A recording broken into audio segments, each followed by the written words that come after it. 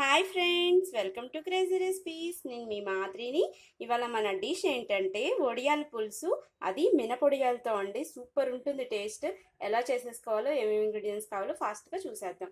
దీనికి కావాల్సిన ఇంగ్రీడియంట్స్ మనకి ఏంటంటే కొంచెం చింతపండు గుజ్జు అండ్ కొంచెం బెల్లం అండ్ మినపొడియాలు. మనకి ఏ సూపర్ మార్కెట్లో అయినా ఇవి దొరుకుతాయండి. అండ్ సన్నగా ఉల్లిపాయలు, పచ్చిమిరపకాయలు తరిగి పెట్టేసుకోండి. అండ్ కరివేపాకు, కొంచెం పోపు దినుసులు, కొంచెం కారం అండ్ కొంచెం సాల్ట్, కొంచెం ఆయిల్, వాటర్ పులుసుకి సరిపడా అండ్ కొంచెం ఇంగువ. ఇవి అన్నమాట మనకు కావాల్సిన ఇంగ్రీడియంట్స్. ఎలా చేయాలో చూసేద్దాం.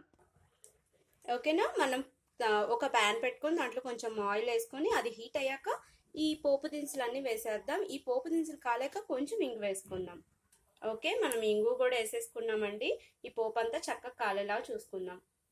ఓకేనా? మనకి పోపు కాలింది కదండి. ఇప్పుడు మనం ఈ ఆనియన్స్ అండ్ మిర్చి దీంట్లో వేద్దాం అండ్ కరివేపాకు కూడా వేసేసుకుందాం. ఓకే, ఈ డిష్కి మనకి ఆనియన్స్ కొంచెం ఎక్కువే పడతాయండి.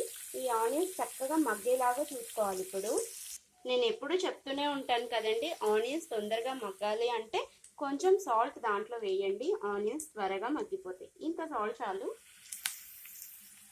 ఓకేనా? మళ్ళీ మనం కర్రీ చేసుకునేటప్పుడు మిగతా సాల్ట్ కూడా వేసేసుకుందాం. ఓకేనా? ఆనియన్స్ మనకి హాఫ్ కుక్ అవ్వాలండి ఆయిల్.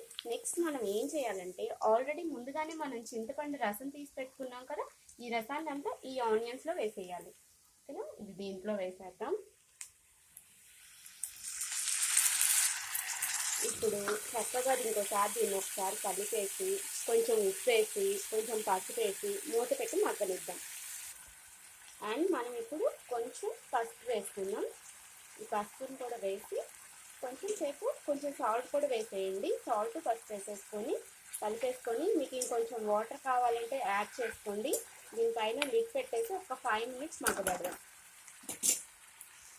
ఓకేనా? ఇది మనకి మగ్గేలోపు ఏం చేయాలంటే, మనం ఒక బాండీలో ఆయిల్ డీప్ ఫ్రైకి సరిపడా వేసేసుకొని సిమ్లో పెట్టేసుకొని కాగనివ్వండి.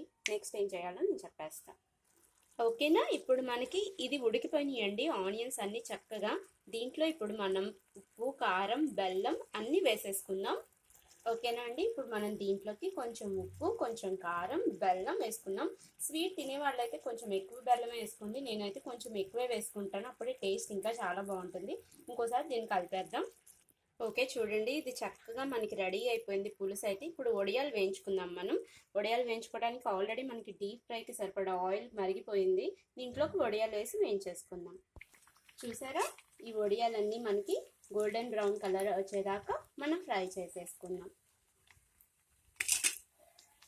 మనకి వడియాలు వేగిపోయినాయండి. ఈ వడియాలను తీసేసి చక్కగా ఈ పులుసులోకి వేసేద్దాం. మిగతా వడియాలని కూడా అలానే వేసేసుకున్నాం.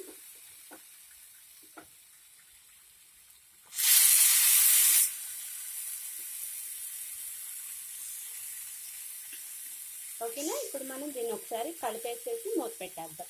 ఒక 2 మినిట్స్ మనం ఉంచితే చాలండి. ఇంకా స్టవ్ ఆఫ్ చేసుకొని డిష్ అవుట్ చేసుకుందాం. చూసారా? మనకి వేడి వేడి వడియాల పులుసు రెడీ అయిపోయిందండి. దీన్ని వేడి వేడి అన్నంలో కనుక తింటే సూపర్ ఉంటుంది. Thank you for watching my video. నా వీడియో నచ్చినట్లయితే లైక్ చేయండి, షేర్ చేయండి, సబ్స్క్రైబ్ చేయండి. Bye bye.